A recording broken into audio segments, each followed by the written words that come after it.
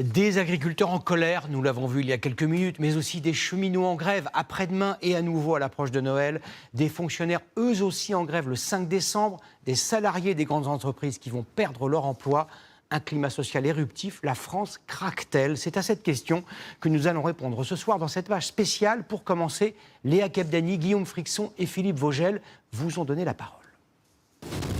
Pour se faire entendre, il a choisi la manière forte. Encore un peu plus fort! Déverser une partie de sa récolte devant la préfecture. Kevin Brouillard, 32 ans, est agriculteur dans l'Essonne depuis 11 ans maintenant. Une exploitation dans sa famille depuis 6 générations, mais aujourd'hui, il n'est pas sûr de pouvoir continuer. On n'en peut plus, on n'a plus de trésorerie, on n'a plus rien. Là, on ne peut plus payer nos charges, on ne peut plus rien payer. Il n'y aura plus d'agriculteurs en France. Moi, j'ai 2 enfants qui sont quand même motivés par l'agriculture. Si c'est pour leur laisser un bazar pareil, moi, je ne veux pas qu'ils soient agriculteurs. Du bruit, eux aussi ont essayé d'en faire pendant près de 6 mois. Fabienne Terenzani a travaillé pendant 19 ans dans une société de distribution de prospectus. L'entreprise, en liquidation judiciaire, a licencié ses 10 000 salariés en septembre. Depuis, Fabienne n'a reçu ni ses derniers salaires, ni indemnités, et ne touche toujours pas le chômage. La boîte, elle est fermée, qu'est-ce qu'on peut faire maintenant? Juste aller chercher du boulot ailleurs, c'est tout. Sauf que pour aller chercher du boulot ailleurs, il faut qu'on soit libre. Or, on ne l'est pas. On n'a pas encore aujourd'hui reçu notre lettre de licenciement. D'ici là, on crève la dalle. Parmi les secteurs qui subissent le plus de plans sociaux, l'automobile.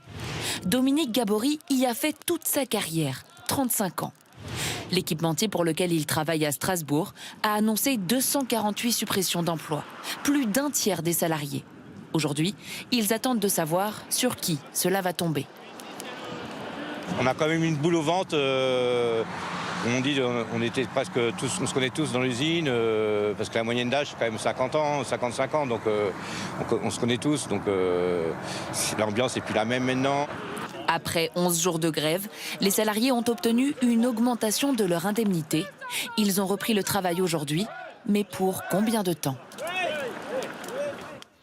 Eux aussi affirment avoir des revendications à faire valoir. Les cheminots seront en grève après-demain. Ils le seront à nouveau pour une durée illimitée à partir du 11 décembre, juste avant Noël. Donc, le PDG de la SNCF leur a demandé, je le cite, de rester du côté des Français. Les 140 000 cheminots ont-ils de bonnes raisons de faire grève? Mathias Béringer et Pauline Normand. Conduire les trains de la gare jusqu'au centre de maintenance, c'est le métier de Sofiane, à la SNCF depuis 12 ans. Jeudi, il fera grève non pas pour son emploi, qui n'est pas menacé, mais contre l'ouverture à la concurrence du fret ferroviaire. On ne veut pas faire les caliméros. Tout le monde souffre. Se mobiliser par solidarité, mais aussi pour d'autres revendications, le concernant directement cette fois-ci, les salaires. Entre 2022 et 2024, celui des cheminots de la SNCF a augmenté de 17% en moyenne en 2 ans. Aujourd'hui, le SMIC net est à 1 426 €. Le revenu le plus bas de la compagnie, lui, à 1 568 €, 142 € de plus. Pour Sofiane, ce n'est pas assez. Il y a des millions de Français qui souffrent. Et on fait partie de ces millions de Français. Autant qu'eux? Autant qu'eux, pour certains. Il y a beaucoup de Français qui disent que vous avez quand même beaucoup d'avantages. Il y a une certaine sécurité de l'emploi, il y a un régime de retraite assez favorable, il y a beaucoup de primes. Ces avantages-là, ils ne suffisent pas. Ils ne suffisent pas.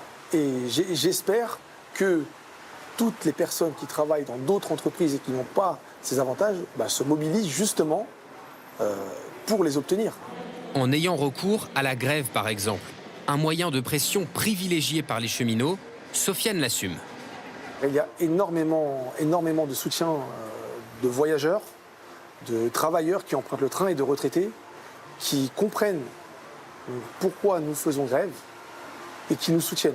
Soutien unanime? Pas sûr. Surtout à Noël. 15 grèves sur les 20 dernières années. Et la période ne doit rien au hasard. C'est là où SNCF réalise un grand chiffre d'affaires. Donc, c'est un mécanisme qui marche pour obtenir de belles augmentations. Avec la grève de jeudi, la circulation des trains en Île-de-France sera fortement perturbée. Les grandes lignes, elles, sont épargnées. Ils sont des millions en France, travailleurs indépendants, salariés de toutes petites entreprises, fleuristes, couvreurs, imprimeurs. Ils payent bien plus de charges que dans la plupart des autres pays européens. Leur activité est fluctuante car elle dépend du pouvoir d'achat des Français. Ils se considèrent comme des invisibles dont les gouvernements ne s'occupent guère. Charles Divot et Marine Der sont allés à leur rencontre. Regardez. Dans l'ambiance bruyante de son imprimerie, Thierry a du mal à cacher son agacement.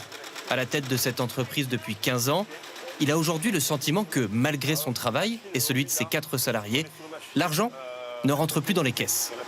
Aujourd'hui, les factures s'envolent. Voilà, toutes les factures s'envolent. Et ce n'est pas tout, le montant de la taxe foncière de ces locaux aussi. 7 500 en 2024. C'est 2 000 € de plus qu'il y a 4 ans. Et c'est vrai qu'il y a un moment donné où c'est un peu décourageant de se dire où ça va s'arrêter. Hors de question pour autant d'aller manifester, même si, il nous l'avoue, ce n'est pas l'envie qui lui manque. On aimerait y être, il y a certains moments, mais aujourd'hui, voilà, on ne peut pas se le permettre, sinon l'entreprise serait à l'arrêt, on le subit, et en espérant qu'il y a des moments et des mesures qui soient en notre faveur. Pour ne pas devoir un jour mettre la clé sous la porte, car c'est bien là tout le risque, comme nous le constatons quelques kilomètres plus loin. En plein centre-ville de Rambouillet, des locaux vides, des commerces à vendre, et dans ceux ouverts, à cause de l'inflation, presque aucun client. Alors, 4 € s'il vous plaît. Laura est salariée. En milieu d'après-midi, elle n'a fait que 2 ventes. On a déjà été obligé de licencier notre apprenti. Ma collègue, c'est la prochaine, moi je suis la prochaine, et puis et plus de travail. Cette impression de tout subir, sans vraiment pouvoir y faire quelque chose, Louis, artisan couvreur, la partage aussi face à un manque cruel de nouveaux chantiers. Il a dû licencier 2 salariés. Ce qui se passe, c'est que vous avez vu tout ce qui augmente aussi, que ce soit les taxes et tout ça. Donc nous, on paye énormément de charges, donc on voudrait aussi que ça baisse. Quelques mois difficiles à passer, avant il espère un retour à la normale et surtout de nouveaux chantiers à lancer. Eux aussi considèrent qu'on leur demande beaucoup d'efforts. Et ce n'est pas fini. Sur les 60 milliards d'économies que veut réaliser le gouvernement, 20 milliards reposeront sur les employeurs et leurs salariés, alors même que de nombreux plans sociaux se profilent dans un avenir très proche. Mathieu Desmoulins et Bruno Poiseuil. Face aux plans sociaux à répétition, le chiffre inquiète les entreprises. Entre les hausses de charges, d'impôts et les aides en moins, elles doivent supporter au total 20 milliards d'euros d'efforts sur les 60 milliards réclamés. Équilibre assumé par le gouvernement. Nous assumons que les entreprises sont effectivement et font partie de ceux qui doivent participer au redressement des comptes publics. Vous ne pourriez pas faire les économies ailleurs que sur le travail et les travailleurs ? 40 milliards d'euros de baisse de dépenses publiques, dont 20 milliards d'euros sont faits sur l'État, 15 milliards d'euros sur la sécurité sociale, au sein de laquelle effectivement nous demandons aux employeurs, aux entreprises aussi de participer. Un choix politique qui interroge, y compris chez les soutiens du Premier ministre. Ce sont des centaines de milliers d'emplois qui vont être détruits, tout simplement parce qu'il sera plus efficace de produire ailleurs qu'en France. Mais où est-ce qu'on trouve les économies alors si on ne les fait pas sur les entreprises et sur les travailleurs ? Vous savez qu'on avait fait des propositions, nous, donc on a continué à en faire sur l'assurance chômage, sur un certain nombre d'agences publiques. Donc les économies, on peut les trouver. À gauche, à l'inverse, on assume de vouloir mettre les entreprises encore plus à contribution. Taxer le patrimoine, taxer les revenus du capital, plutôt que le travail et plutôt que les productifs en général. Faire peser davantage l'effort sur les entreprises et donc sur les salariés plutôt qu'ailleurs, la recette est loin d'être nouvelle pour boucler les budgets compliqués. L'entreprise, elle n'est pas aussi mobile que l'est le capital, par exemple, qui peut quitter la France très facilement. Il y a des raisons politiques aussi. Les entreprises ne votent pas directement, contrairement aux retraités qui, eux, pèse assez lourd dans le corps électoral français. Face à la contestation, le gouvernement consent tout de même à limiter la hausse des charges patronales sur les bas salaires de 4 à 2 milliards d'euros l'an prochain.